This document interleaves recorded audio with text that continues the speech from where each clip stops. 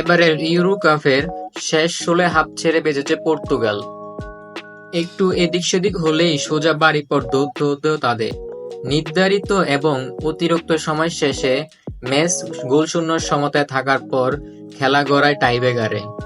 ম্যাচের অতিরিক্ত সময়ে প্ল্যানটি মিস করে কান্নায় ভেঙে পড়লেন ক্রিস্টিয়ানো রোনালদো।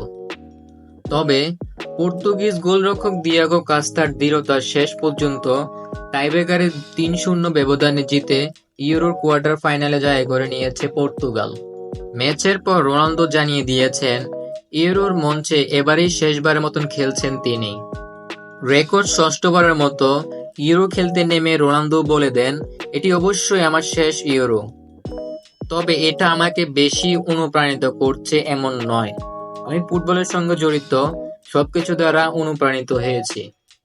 ইউরোতে শেষবার মতন খেললেও এখনই ফুটবল ছাড়ার কথা ভাবছেন না Ronaldo. Saudi pro league club Al নাসারে খেলা রোনালদো এমন নয় যে আমি ফুটবল খেলা ছেড়ে দিচ্ছি, কারণ আমি যদি সেটা করি তাহলে আমার জন্য আর কি করা যায় বা জেতা থাকে। মানুষকে খুশি করাই আমাকে সবচেয়ে বেশি অনুপ্রাণিত করে। নিজের শেষ ইউরোতে এখনো জাল খুঁজে পাননি রোনালদো।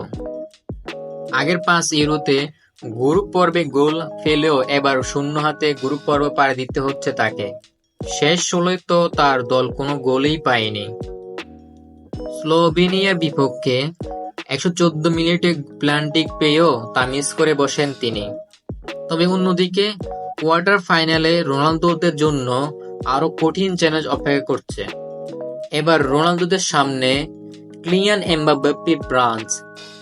সেমিফাইনালে টিকিট পেতে হলে টুর্নামেন্টের অন্যতম ফেভারিট ফরাসিদের বিদায় করতে হবে পর্তুগালকে। পর্তুগাল কি পারবে ফ্রান্সকে হারিয়ে সেমিফাইনালে যেতে? এরকম নতুন নতুন ভিডিও পেতে আমাদের সাথেই থাকুন। ধন্যবাদ।